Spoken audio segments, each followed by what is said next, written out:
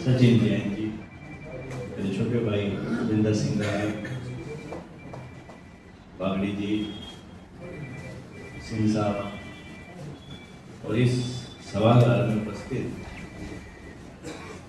भिवानी जिले के कोने कोने से आए नए व पुराने पत्रकार साथी, आज प्रेस स्वतंत्रता दिवस मनाया जा रहा है। वैसे तो ठीक है कि 3 मई को मनाया जाता है, परंतु कुछ साथियों की व्यस्तता के कारण ये मनाया उस टाइम नहीं मनाया जा सका। तो देर आए दुरुस्त आए, चाहे कभी भी मना लो, स्वतंत्रता प्रेस की हमारे लिए सबके लिए प्राइम है। और मैं इसके लिए सचिन जैन जी को खास तौर पर बधाई देना चाहता हूँ, जिन्होंने इस सोचा। क्योंकि देखो, पत्रकारिता और समाज दोनों एक जैसे ना, 2 टांगे होती हैं ना आदमी की, इसी प्रकार से अगर एक भी चली जाएगी तो आदमी का चलना मुश्किल हो जाएगा। समाज ने अपना दायित्व पत्रकारों की ओर समझा, पत्रकार समाज की ओर समझते हैं, तो इससे अच्छा कोई मेल नहीं हो सकता। जहां तक साथ ही इनके जो हमारा अपना फाउंडेशन है उसका भी मैं आभार व्यक्त करता हूं, और हरियाणा जो हमारी एसोसिएशन है, भिवानी जर्नलिस्ट एसोसिएशन, उसके पदाधिकारियों को विशेष तौर पर बधाई देता हूं कि जिन्होंने मन लगा के इस कार्यक्रम का सहयोग दिया और सभी साथियों ने मन से इसमें हिस्सा लिया। जहां तक प्रेस फ्रीडम की बात है, ये बहुत बड़ा फिनोमिना है। आजादी हमारे देश में तो अलग बात है, ये अंतरराष्ट्रीय स्तर पर मनाया जाता है। विश्व युद्ध के बाद दौर बदलने लगा, विकास आगे बढ़ा, और जो तबाही विश्व युद्ध में हुई थी उसमें चाहे पत्रकार थे, चाहे सेना थी, चाहे आम आदमी था, करोड़ों की संख्या में लोग मारे गए। और विश्व ने दोबारा उठना शुरू किया 45 के बाद, जब विश्व युद्ध समाप्त हुआ, और इसके साथ ही 1947 में हमारा देश भी आजाद हो गया। तो पत्रकारिता भी उसी प्रकार से आगे बढ़ने लगी। जो पहले हमारे यहाँ पत्रकारिता थी, वही आजादी में भी पत्रकारों का बहुत बड़ा रोल रहा है, क्योंकि वो कोई मैसेज होता था जो पत्रकारों के द्वारा ही आगे बढ़ाया जाता था। ये ठीक है कि 2 से 3 दिन लग जाते थे उस मैसेज को पहुंचाने में। आज एक चीज लाहौर में हो रही है तो कन्याकुमारी में पहुंचते पहुंचते, क्योंकि कोई संचार के माध्यम नहीं थे उस समय, बहुत समय लगता था। विश्व स्तर पर जब देश संभलने लगे, 80 के दशक में जब हम आए, तो मिडल ईस्ट के अंदर झगड़े शुरू हो गए, मिस्र का, और जैसे गल्फ कंट्रीज है आपके, ईरान, इराक, मिस्र और इजराइल, इनमें विवाद शुरू हो गए। 90 में आते आते वो विवाद बढ़ते चले, इराक के अंदर भी और युद्ध आगे बढ़ा। तो ये जो सारी चीजें हुई, तो उस दौरान पत्रकारों पर हमले भी बेतहाशा बढ़ गए। पत्रकार सॉफ्ट कॉर्नर बन गए। किसी देश में भी अगर ऐसी बात होती थी तो हमला पहले पत्रकार पर होता था। आपने देखा हो कि पर्ल एक पत्रकार था, उसको किस प्रकार से उन्होंने आतंकवादियों ने पकड़कर काटा, और उसका फोटो बाद में उन्होंने डाला। क्योंकि एक पत्रकार का फोटो डालेंगे, इस तरह से करेंगे, तो स्वाभाविक है उनको एक अच्छी पॉपुलैरिटी तो मिलनी थी।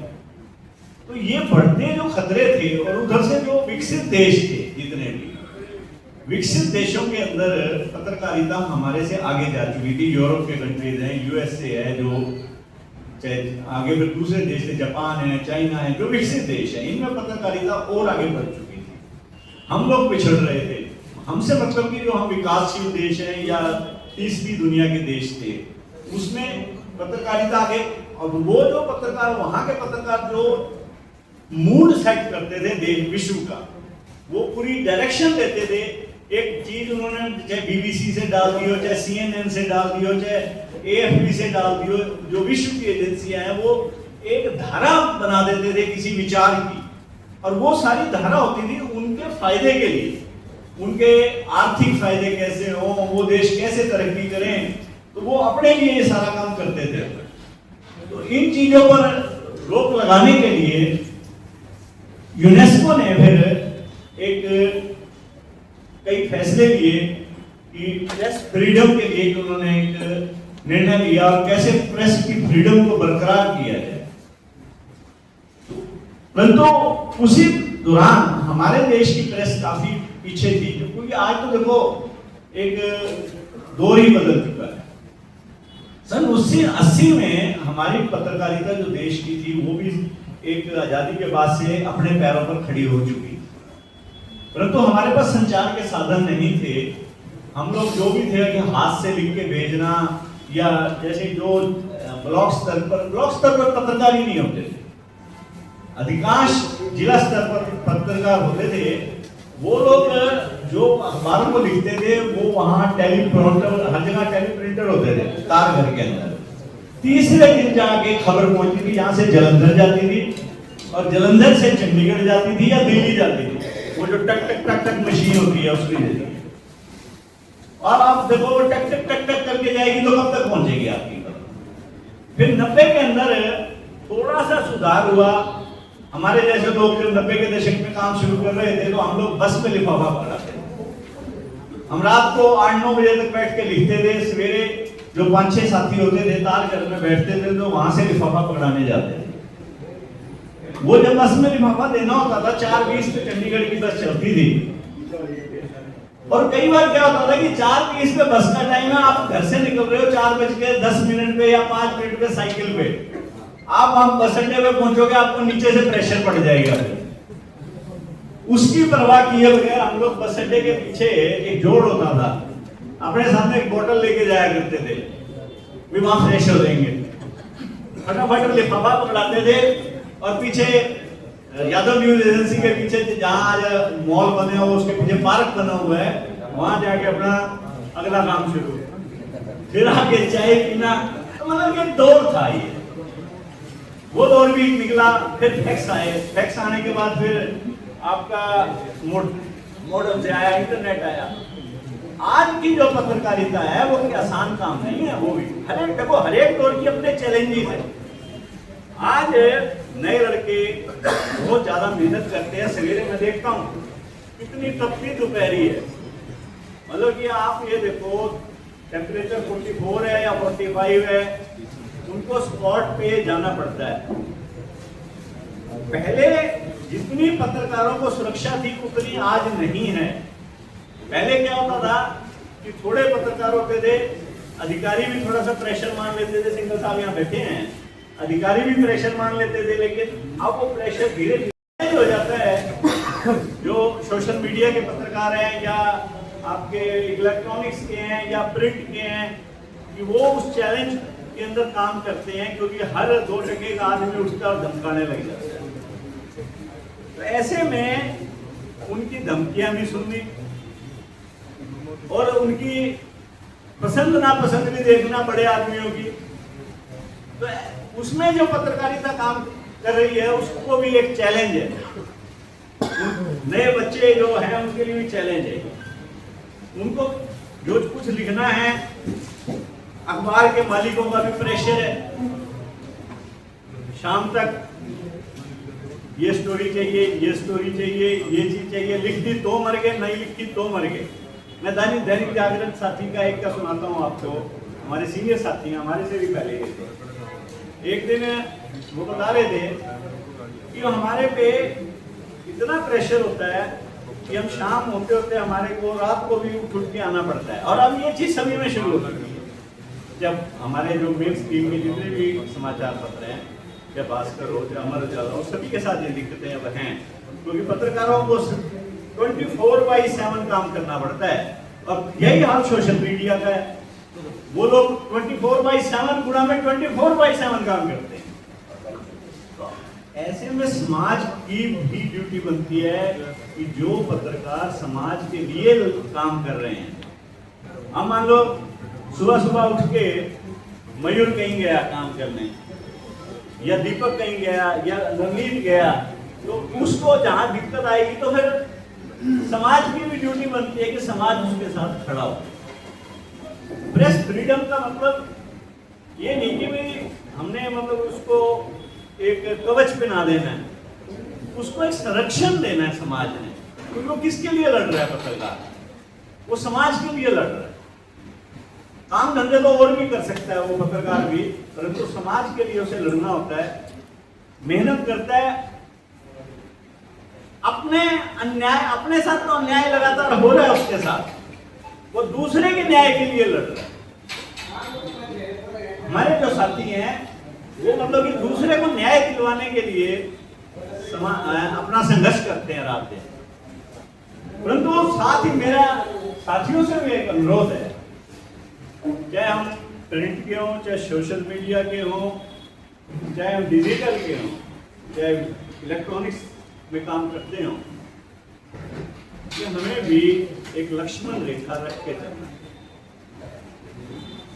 तो लक्ष्मण रेखा ना केवल पत्रकारिता में परंतु जीवन में हर तरह से एक लक्ष्मण रेखा की जरूरत है। अधूरी जानकारी परोसना और या झूठी जानकारी परोसना अपने आप में एक पाप है। 70% लोग आपकी बात पे विश्वास करेंगे जो उस वीडियो को देख रहे हैं, वो सोचेंगे भैया ये तो ठीक कह रहा है। और अगर आप गलत बोल रहे हो या झूठ परोस रहे हो, वो गलत। पत्रकारिता का जो सबसे बड़ा मेरी तरफ से मैं जो सोचता हूं असूल है, आपके व्यक्तिगत डिफरेंस हो सकते हैं किसी नेता से, किसी बिजनेसमैन से, किसी कर्मचारी से, किसी संस्था से, परंतु आपके उसमें ये नहीं आना चाहिए मैं इसकी खालता दूंगा, ऐसे नहीं। जो फिर ऐसा करता है ना उसको फिर स्वतंत्रता का अधिकार भी नहीं। आप खाल उसी की उतारो जहां आपको लग रहा है कि ये समाज को तंग कर रहा है ये व्यक्ति। ये नहीं कि आप व्यक्तिगत रूप से कहीं पीड़ित हो रहे हो उससे, या आपके कोई विचार नहीं मिलते उससे, वे आपको लगता है यार ये तो आदमी अच्छा नहीं है, तो यार आपके लिए अच्छा नहीं है, सोमवीर के लिए अच्छा हो सकता है, मिश्रा जी के लिए अच्छा हो सकता है, किसी के लिए तो अच्छा होगा वो। हम जो सोच है ना हमारे, मेरे हाथ में आज कैमरा आ गया, कलम आ गई, मैं इसकी खलता, इस भावना से तो बाहर निकलना पड़ेगा। अगर हम इस भावना से नहीं निकलेंगे तो हमारे को ना तो समाज अपनाएगा ना हमारी आत्मा अपनाएगी। हमारी आत्मा भी ये कहती है कि हमें सच को सच दिखाना चाहिए। मैं मानता हूं कि एक इंसान के नाते कई बंदिशें होती हैं, कई आदमी के ऊपर चेक्स हैं, बैलेंस होते हैं, फिर भी कोशिश हमें ये करनी है कि हम ईमानदार पत्रकारिता और एक पाठक को ध्यान में रखकर हमें काम करना पड़ेगा, तभी हम अपने अधिकारों को भी मांग सकते हैं। नहीं तो ये हो जाएगा कि हम तो अधिकार तो मांग रहे हैं परंतु हमारी जो ड्यूटी है हम उसको पूरा करने नहीं जा रहे। दूसरा, बाजार ओरिएंटेड पत्रकारिता हो गई। अब क्या है, हर चीज बाजार पे डिपेंड, चाहे बड़े अखबार हो, चाहे छोटे अखबार हो, चाहे पत्रकार इलेक्ट्रॉनिक्स मीडिया के हो, चाहे सोशल मीडिया। मेरी एक बात मान के चलो, अपने बीच में 4-5 साथी ऐसे बैठे हैं जिन्होंने अपनी मेहनत से अपना स्थान बना लिया और भगवान की दया से अच्छा कमा रहे हैं। बाजार भी मिल जाएगा, अगर हम ढंग से काम करेंगे तो बाजार भी मिल जाएगा। एक बार रेपुटेशन गिर गई तो फिर बाजार भी नहीं मिलेगा और खुद भी माफ नहीं कर पाओगे। और जो हमारे साथी रात दिन मेहनत करते हैं, भगवान सबको खैर तरक्की का साधन तो दे, और उनकी जो फ्रीडम है, जो काम करने की उनकी इच्छा शक्ति है, उनको समाज का भी दायित्व बनता है क्योंकि वो समाज के लिए काम करते हैं। मान लो जगह बिजली की समस्या है, एक पत्रकार साथी लिख रहा है, अब स्वाभाविक है जब लिखेगा तो तकलीफ कहीं तो होगी, हो चाहे फिर वो अधिकारी को होगी, चाहे फिर उस व्यवस्था को होगी। तो ऐसे में समाज को उस पत्रकार का साथ भी देना। वो अगर समाज के लिए तो लिख रहा है, वो अपने घर के लिए तो लिख नहीं रहा, वो सारे समाज के लिए लिख रहे हैं। अब पानी की समस्या है, पत्रकार लिखेगा पानी की समस्या है, और उसने अगर लिख दिया भाई ये नेता हमारा ऐसा है कि ये ध्यान नहीं देता, अगर वो फिर नेता को तकलीफ होगी तो फिर समाज को आगे आना चाहिए। दूसरा, मैं ये कहना चाहता हूं कि इस चीज के लिए हमें एकजुट भी होना बहुत जरूरी है। आप ये देखो, अब थोड़ा सा ऑफ बीट जा रहा हूं। पत्रकार है वो छोटा सा परिवार है। आप देखो पूरे जिले से 70-80 साथी हैं इस वक्त, और हर मार कर लेंगे हम 100-150 कर लेंगे, इतना ही परिवार है ना हमारा। अगर हम आपस में एक दूसरे के खुरिया खींचने के बजाय दूसरों के खींच लें तो ज्यादा अच्छी बात है। अब मैं आपको एक चीज की बधाई भी देता हूं कि भिवानी में जो, क्योंकि मैं देखो पूरा हरियाणा घूमता हूं, मेरे को आपके सहयोग और आपके प्यार से मेरे को मौका मिला पूरे हरियाणा और पूरे देश में जाने। मैंने ये वहां नोट करा कि मैं कहता हूँ कि हमारे जो साथी हैं भिवानी के वो कहीं ज्यादा बेटर है, दूसरे बड़े फक्र से कहते हैं। अभी पीछे एक साथी उस दिन हिसार से दीपेंद्र देसवाल आए हुए थे मीडिया सेंटर में। उन्होंने अगले दिन मेरे से कहा, यूनिवर्सिटी में आए 2 दिन बाद, वो बोले मल्होत्रा जी मेरे को भिवानी का सिस्टम बहुत अच्छा लगा। मेरे बड़ी आपके लिए बधाई की बात। वो तभी है कि आप लोग एकजुट होकर रहते हो। देखो एकजुट होंगे तो मुट्ठी तो देखो अपने आप में मुक्का बन जाएगी। थप्पड़ में इतना नहीं जान होती जितनी मुक्के में जान। सारे साथी मिलके, अब एसोसिएशन बनाने का मतलब ये नहीं है कि भाई कोई, ठीक है, एक एंटरटेनमेंट का सोर्स नहीं होती है। एसोसिएशन इसलिए बनाई जाती है कि सभी साथी मिलके लड़ेंगे, मिलके बैठेंगे, तो वो अपने आप में हमारी जो फ्रीडम में भी सहायक बनेगी। दूसरा डरेगा भैया ये तो इकट्ठे हो गए कहीं मेरा तेरा कदम ना निकाल दो। अगर हम इकट्ठे नहीं होंगे तो फिर दूसरा हावी हमारे पे। क्योंकि देखो ये तो मान के चलो कि आपको सवेरे शाम किसी ना किसी चुनौती का सामना करना पड़ता है। आप अगर ढंग से काम कर रहे हो ना, तो आप सामने वाले को कहीं ना कहीं कष्ट हो रहा हो, उस वक्त फिर वो सोचेगा इसको देख लूंगा मैं। तो भाई आप तुम साथ होगे तो वो देखने की स्थिति में नहीं रहेगा। रही बात आज के कार्यक्रम की फ्रीडम ऑफ प्रेस, मैं तो लोकल लेवल की बात भी की है आपसे।